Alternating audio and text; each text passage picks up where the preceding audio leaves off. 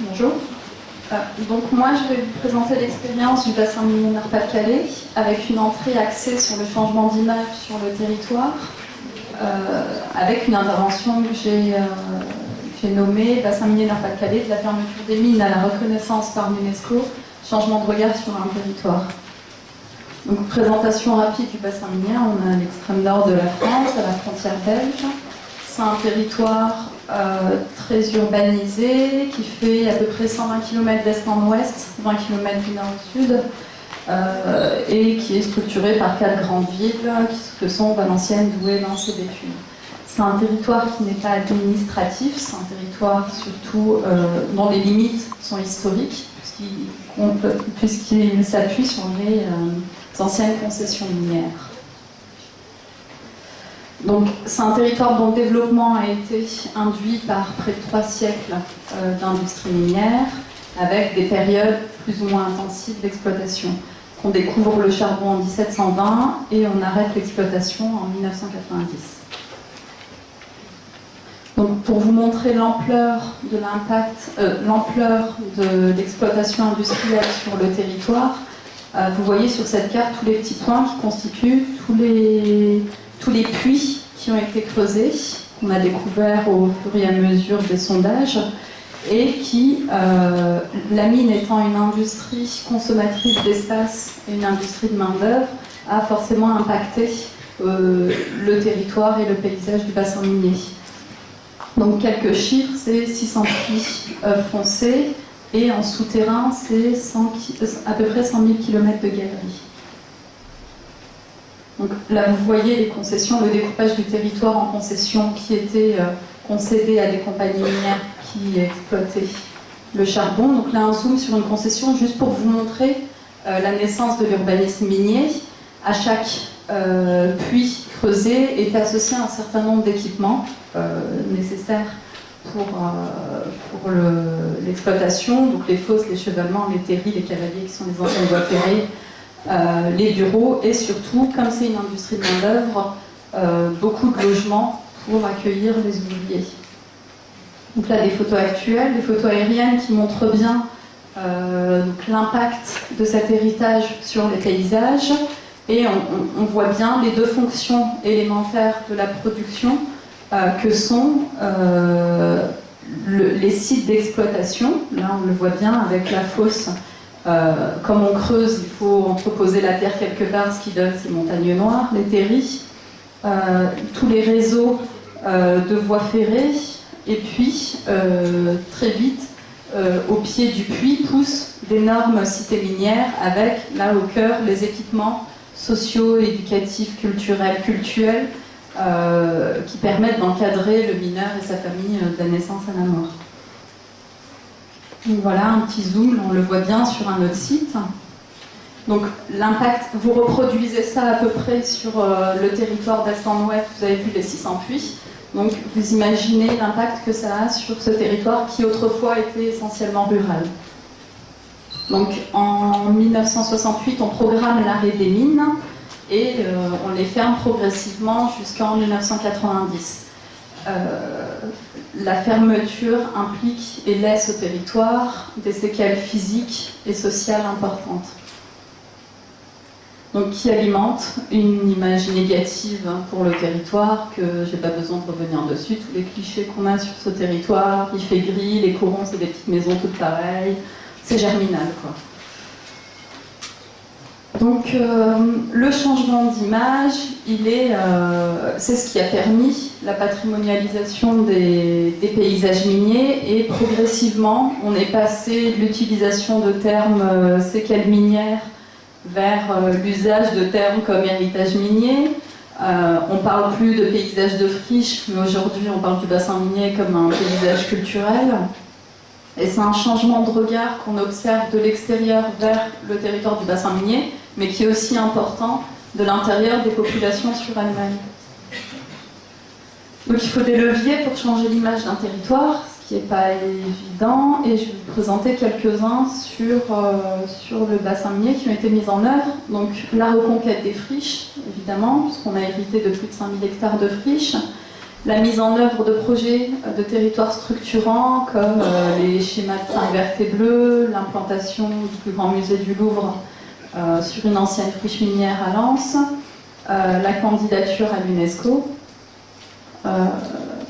la reconnaissance nationale par la protection du patrimoine minier en tant que monument historique ou site classé de loi 1930, la reconnaissance internationale avec l'inscription à l'UNESCO depuis 1 an, et évidemment, pour changer l'image, il faut aussi communiquer, sensibiliser, faire de la médiation.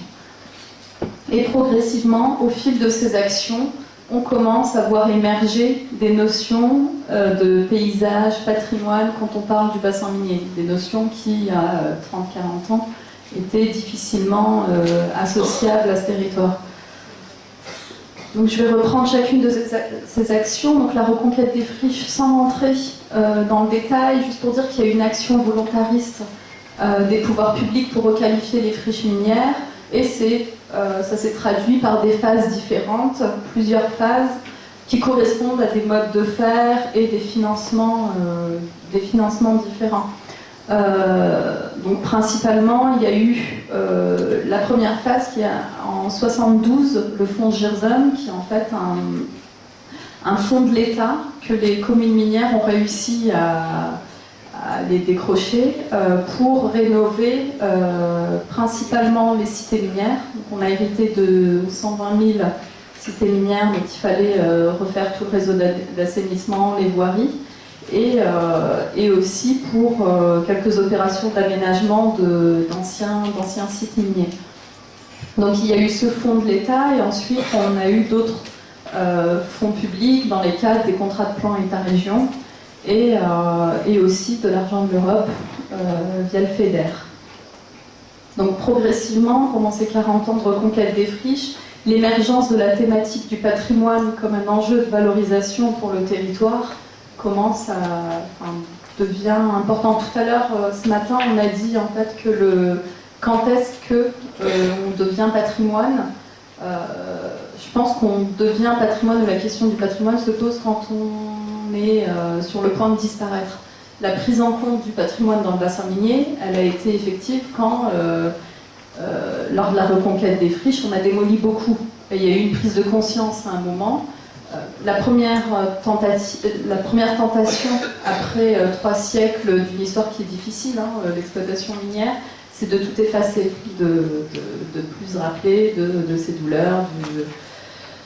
Et après avoir démoli beaucoup, il y a eu une prise de conscience que c'est aussi notre histoire, que les ayants droit, les mineurs vont disparaître, et que tout ce qui reste pour raconter cette histoire, c'est les marques que ça a laissées sur le paysage. Et donc progressivement, on a arrêté de démolir, on s'est posé la question de réutiliser ce patrimoine pour faire un levier de développement pour le territoire. Donc en quelques images, ça donne des restaurations de sites industriels auxquels on donne une nouvelle fonction aujourd'hui. Là par exemple, c'est nos bureaux qui sont dans les locaux d'ingénieurs d'un ancien puits. La rénovation de l'habitat minier, qui constitue aujourd'hui un parc considérable de logements. Donc on est très loin du cliché du petit coron, de la petite maison identique. On a encore aujourd'hui plus de 70 000 logements qui constituent du logement social, avec jardin, logement individuel, avec petit jardin, et avec des styles architecturaux très variés. Et la reconquête d'anciens sites miniers en espaces de détente et de loisirs. Ce qui m'amène à parler de la mise en œuvre des projets de territoires structurants, et je vais faire un zoom sur la trame verte et bleue, parce que je vais revenir sur l'UNESCO plus tard. Donc le schéma de trame verte et bleue qui a été réfléchi dès 2000 sur le bassin minier, c'est un moyen de mettre en réseau l'ensemble des sites requalifiés. À la base, on partait de tous les sites qu'on avait requalifiés pour les mettre en réseau, créer, protéger et préserver les milieux, développer des fonctions de loisirs et encadrer le développement urbain et structurer l'espace. Donc les sites qui ont été reconvertis offrent des pôles structurants pour les loisirs. On a des anciens étangs d'affaissement qui sont reconvertis en base de loisirs, une ancienne coquerie qui a été rasée et sur laquelle on trouve aujourd'hui un grand parc urbain, des terris qui accueillent des pistes de ski, voilà, pour citer que quelques exemples. On a hérité d'un grand réseau de voies ferrées qui était mis en place pour l'activité minière et qui est aujourd'hui support d'activité de déplacement en mode doux. Et on a aujourd'hui un GR tour du bassin minier qui offre des itinéraires de découverte à pied, mais aussi d'autres boucles plus locales portées par les EPCI pour découvrir le territoire à vélo. C'est un territoire sur lequel on a une faune et une flore intéressantes du fait des terrains qui sont... les terris sont encore parfois très chauds et donc ils accueillent une faune et une flore qui n'étaient pas de la région. Et c'est intéressant de voir que ce territoire qui était tout sauf durable, aujourd'hui, devient un territoire qui accueille cette faune et cette flore, et avec des espaces qui sont repérés comme étant des espaces naturels sensibles. Donc voilà, il y a un basculement aussi dans l'image de ce territoire qui est un noir et qui progressivement devient vert avec la nature qui reprend ses droits. Donc ça, c'est la Trinverse, c'est le projet transversal sur l'ensemble du bassin. Je vais présenter aussi un projet très local mais qui a une notoriété. Donc le Louvre qui s'installe à Lens, c'est le plus grand musée du monde qui s'installe sur une ancienne friche minière. Ça permet évidemment de redonner un coup de pouce à l'image du bassin minier.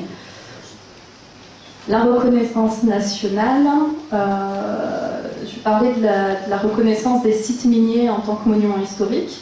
On a eu les premiers chevalements, c'est cette structure métallique qui permettait de descendre en puits, qui ont été inscrits dans le début des années 90. Et puis en 2009, il y a eu une campagne exceptionnelle pour rattraper le retard et on a inscrit 69 sites miniers d'un coup, avec des typologies de patrimoine différents qui sont représentatifs de tout ce qui a été mis en place par les compagnies minières pour encadrer le mineur. Donc à la fois des sites techniques, mais aussi, comme je le disais tout à l'heure, des églises, des salles des fêtes, des cliniques, 2 cités minières, les plus vieilles.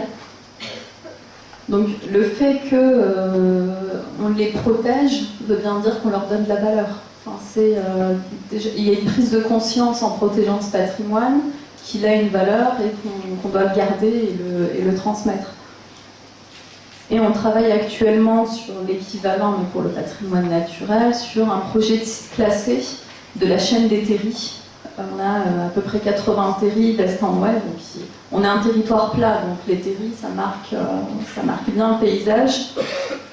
Et il y a donc un projet là qui va être déposé bientôt pour inscrire ces terris au titre de la loi classée, au titre de la loi 1930.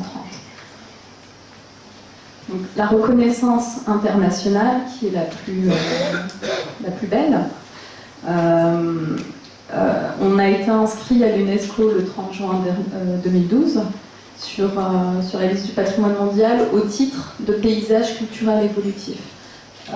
L'idée, le parti pris, n'était pas de classer des sites isolés, mais bien d'inscrire l'ensemble du paysage du bassin minier qui raconte une histoire, qui raconte l'impact de 3 siècles d'exploitation sur le paysage, parce qu'il y avait une volonté aussi de mettre l'humain au milieu de tout ça, et de ne pas juste prendre les quatre grands sites de la mémoire, qui sont des sites ponctuels comme ça sur le territoire. J'ai perdu l'idée, c'est pas grave. Donc l'idée émerge en 2000. On a lancé une étude pour voir qu'est-ce qui restait de l'héritage minier. Une des conclusions de cette étude était qu'il restait tellement de choses pourquoi pas le présenter à l'UNESCO évidemment en 2000. On est passé pour des fous furieux hein, quand on parle de patrimoine et qu'on l'associe à patrimoine minier. Déjà, la notion même de patrimoine industriel a émergé récemment. Donc, dans le bassin minier, parler de patrimoine, au début, quand on parle de patrimoine, le bailleur, par exemple, qui possède les cités minières, lui pensait patrimoine foncier, patrimoine immobilier. Donc déjà, on ne parlait pas de la même chose. Donc la démarche a duré quelques années et il a fallu convaincre sur le territoire qu'on avait légitimité à aller se présenter au Centre du patrimoine mondial. Et pour ça, on a accueilli des experts européens du patrimoine industriel sur le territoire, on a organisé des colloques, on a nous-mêmes fait une grosse phase d'inventaire pour bien connaître l'héritage, le hiérarchiser, le qualifier, savoir ce qu'il vaut. Et on a choisi de s'inscrire dans cette catégorie qui, la définition officielle, c'est l'œuvre combinée de l'homme et de la nature. Ça traduisait vraiment ce qu'on voulait mettre en avant. Et c'est un territoire qui offre une lecture visible des différentes strates, donc l'avant-mine, l'impact qu'a eu la mine, et évolutif, puisqu'il va forcément évoluer. Tout à l'heure, on parlait de mise sous cloche. Ça marche peut-être pour des sites isolés, mais pour un paysage avec 1,2 million d'habitants, évidemment, la mise sous cloche, elle n'est pas possible. Là, par contre, le gros défi, c'est de trouver le juste équilibre entre évolution normale, c'est un territoire qui est condamné à évoluer, et préservation de ce qui a fait qu'on a inscrit, préservation de sa valeur universelle et exceptionnelle qui a permis l'inscription.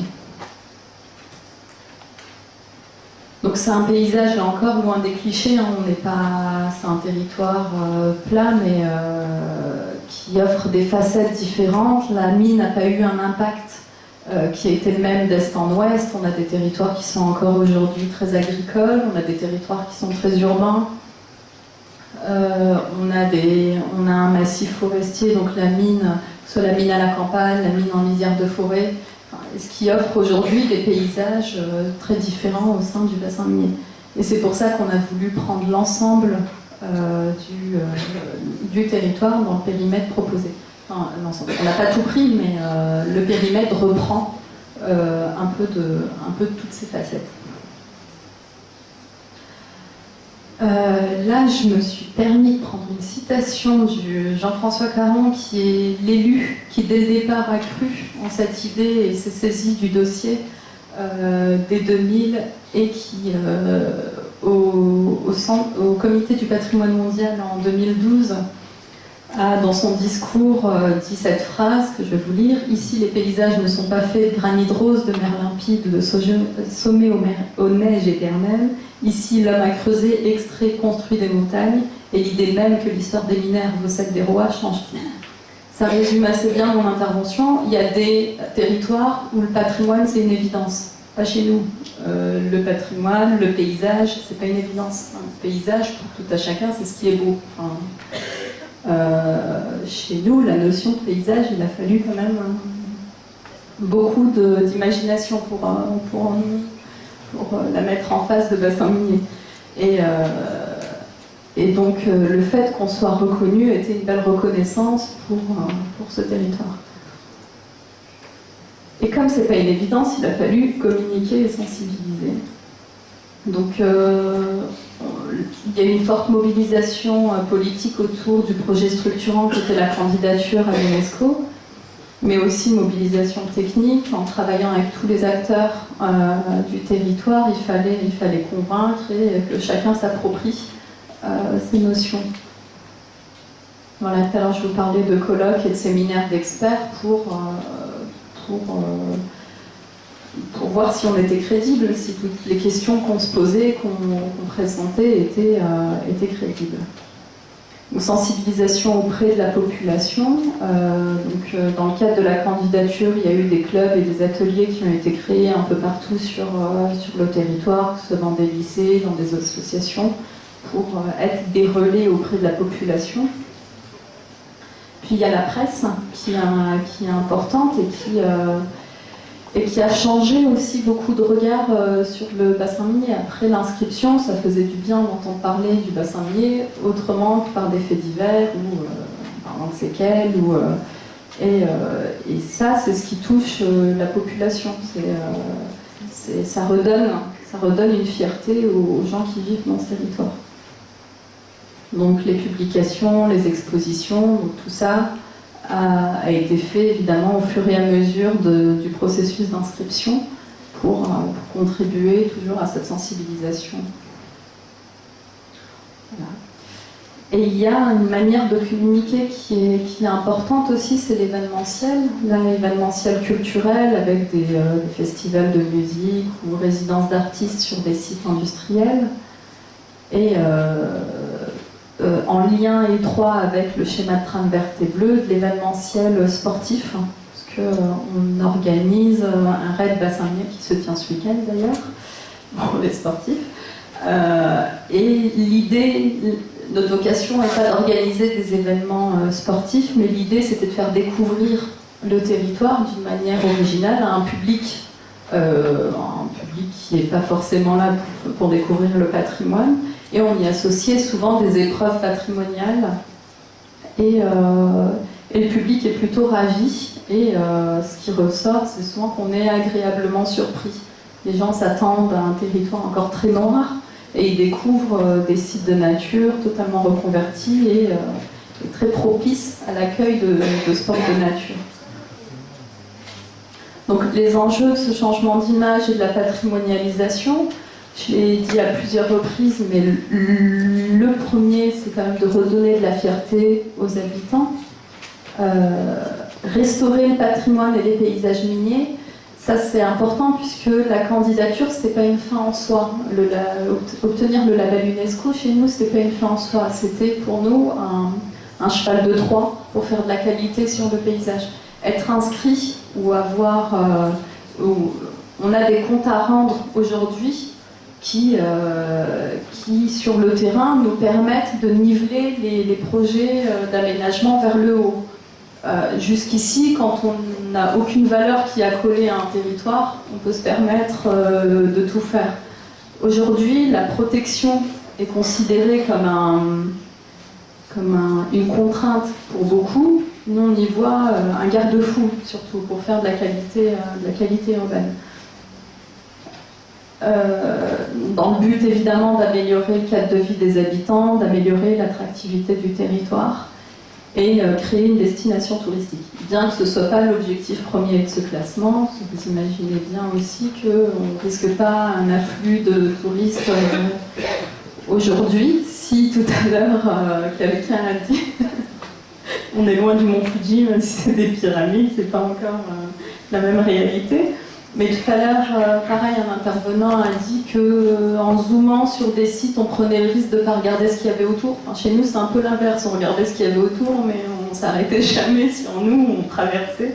Donc créer une destination touristique, c'est aussi faire en sorte qu'on arrête de traverser le bassin minier sans s'y intéresser et qu'aujourd'hui, on le regarde comme un paysage, enfin, passer d'un non-paysage à un paysage qui raconte des choses et qu'on peut regarder.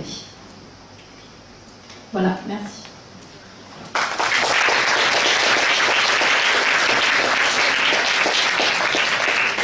Là, c'est notre carte de vœux de 2012, une petite explication, où c'est un petit clin d'œil à deux projets qui arrivent en 2012, l'UNESCO et le Louvre à Lens. Voilà, ça montre comment on est passé progressivement de l'exploitation à des terris qui redeviennent verts, et puis la pyramide du Louvre avec le logo de la candidature.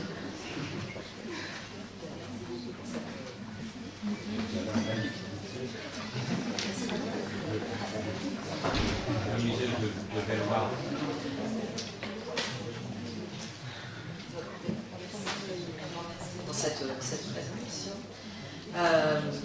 qui montre énormément de choses. J'avais envie de reprendre un petit peu la phrase justement d'Emmanuel Brochard ce matin qui m'a semblé intéressante parce que, et qui disait, alors je pense que c'était un peu de la provocation, hein, c'est les sites qui ont perdu leur fonction initiale que l'on patrimonialise.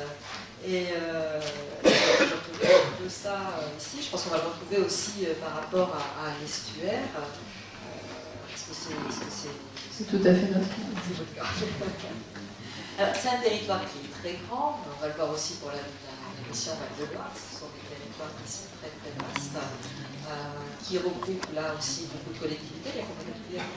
On est sur 161 communes, 8 EPCI, 2 départements. Alors en termes de gestion, c'est un peu, comment est-ce qu'on en arrive à gérer et maintenir cette valeur, cette BLE, cette valeur financière exceptionnelle sur un territoire aussi vaste, avec quels outils, quelle est la boîte à outils que vous mettez en place? Ça, c'était une de mes questions. Par rapport à la population, je suppose qu'il y a eu un moment, il y a une perte de population. Est-ce que la population, il y a un retour de population sur ces sites ou pas? Parce que vous avez bien dit qu'en fait, c'est toujours du logement, donc 70 000 logements, c'est extrêmement important. Voilà, c'est un petit peu les questions que je voulais vous poser, mais je suppose qu'il y en aura d'autres dans la salle. Et puis aussi, je crois que l'Anse-les-Bains est pays d'art et d'histoire. Ça peut peut-être, parce qu'on regroupe quand même ces villes qui ont ce label, et vous n'avez pas évoqué, est-ce qu'il y a un lien ou pas de lien du tout? Est-ce que ça fonctionne ensemble? Alors, sur le pays d'art et d'histoire, je ne l'ai pas évoqué parce que j'avais 15 minutes et que je n'ai pas voulu trop m'éloigner de l'axe changement d'image, mais évidemment, il y a un lien étroit puisque ça a été fait dans la dynamique de la candidature UNESCO, et puis le pays d'art et d'histoire s'appuie sur une agglomération qui est Lens-Liévin, et avec une grosse thématique minière. Sur la population, on a encore, c'est un territoire très urbanisé, 1,2 million d'habitants, donc on en perd, mais on en a toujours. On perd les jeunes qui vont plus sur les métropoles, Lille au nord, Arras au sud, mais globalement c'est encore un territoire très urbanisé. Après, la réponse la plus longue, c'est sur la gestion. Donc on a la chance... Vous avez bien insisté en disant la protection, c'est aussi un garde-fou. Moi j'aime beaucoup cette réflexion. Oui, encore eux qui sont là. On jette souvent la pierre aux ABF. Moi je pense qu'encore eux qui sont là.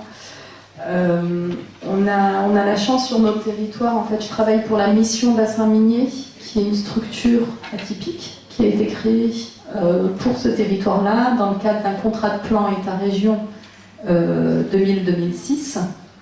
Et dans ce contrat de plan, il y avait un volet gérer l'après-mine pour le bassin minier. Et dans ce volet, il y avait une volonté de l'État et de la région de créer une structure qui accompagne les collectivités locales dans la gestion de l'après-mine, donc gérer les séquelles pour lesquelles elles n'étaient pas assez structurées, elles n'étaient pas assez armées pour gérer. Donc on a été créé dans ce cadre-là, et on est une structure d'aménagement du territoire avec des profils, on fait de l'observation socio-économique, on travaille sur les transports, sur la trame verte, sur le logement, sur l'urbanisme. On est que 20, mais on ne fait pas à la place d'eux. On permet de mettre autour de la table les gens dont c'est les compétences pour travailler en bonne intelligence. Donc, tout naturellement, l'UNESCO demandant une structure de gestion, c'est nous qui sommes aujourd'hui structure de gestion. Puisque dans notre CA, on a l'État, la région, les départements, les agglos. Donc politiquement, on est bien représenté. Et techniquement, on a toutes les compétences en interne pour traiter de la question de la préservation. C'est même pas, la question du patrimoine n'est pas décloisonnée, elle est intégrée à tous nos chantiers aujourd'hui. Et quand on travaille sur n'importe quel projet d'urbanisme ou de transport, on est tous sensibilisés chez nous. On met un peu, on appelle ça le virus. Attention, on est dans le périmètre ou pas. Enfin, voilà. Donc voilà comment.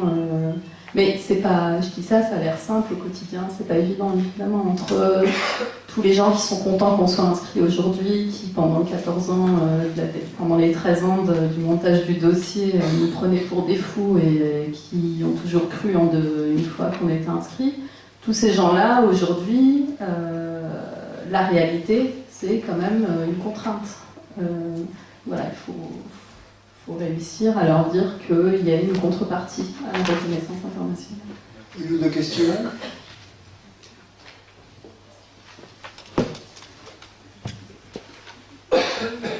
Bonjour, Dominique Cassaz à Strasbourg. Je voulais juste faire une remarque. J'ai entendu plusieurs fois ce matin que le patrimoine apparaissait quand la valeur d'usage avait disparu. Donc je voulais juste insister sur le fait que c'était un cas de figure particulier, parce que ce n'est pas toujours le cas. Et nous, à Strasbourg, on travaille sur la valeur de notre patrimoine, parce qu'on est reconnu pour des raisons qui ont changé, qui ont évolué depuis 25 ans. Donc on essaye de se réapproprier la valeur de notre patrimoine. Et bien entendu, la ville de Strasbourg, et je pense qu'on n'est pas les seuls dans ce cas-là, n'ont pas perdu leur valeur d'usage. Voilà. N'empêche que c'est une question qu'on peut rebondir. On avait une valeur de travail et on passe à une valeur de loisir. Comment les anciens habitants ont vécu cette transition ? Très positivement, puisque ça leur permet... on est dans un territoire très urbain, donc ces nouveaux pôles de loisirs, c'est des petits poumons verts au sein d'un territoire qui était donc très noir, très urbanisé, et ça permet à la population, c'est des espaces de proximité agréables que la population s'approprie très bien, et d'une pierre deux coups, retraverse ces espaces en pouvant transmettre à leurs enfants ce qui s'est passé à cet endroit. Une dernière question ?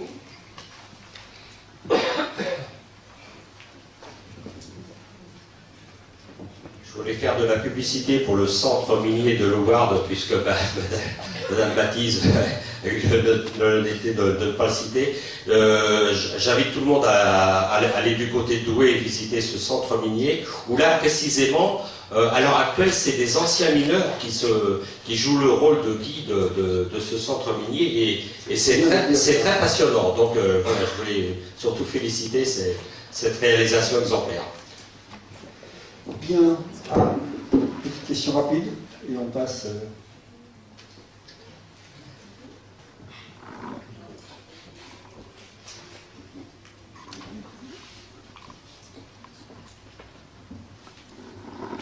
Jacques Lepin, donc direction départementale du territoire. Donc, un questionnement qui est lié donc, à la présentation que vous avez faite. Donc, on voit bien la liaison site-patrimoine. Et dans des départements comme ceux du Nord et ceux du Nord-Pas-de-Calais, donc, à aucun moment vous n'évoquez la reconversion des sites, donc pour de l'activité économique et pour... Mais je pense que c'est Passer peut-être un peu rapidement, mais évidemment, j'ai zoomé volontairement sur un gros projet qui était la Trame verte, mais évidemment, quand les mines ont fermé et que le patrimoine a progressivement été restitué au territoire, il y a eu beaucoup de réappropriation de ces bâtiments pour accueillir de l'activité économique. Je pense qu'il faut insister là-dessus, parce que les deux départements en question sont des départements qui sont les plus consommateurs en matière d'espace agricole avec la région parisienne et le Lyonnais. Donc c'est important d'insister là-dessus, de dire que des sites comme ceux-ci ont aussi été reconvertis en prenant en considération les considérations de patrimoine et de paysage. Tout à fait.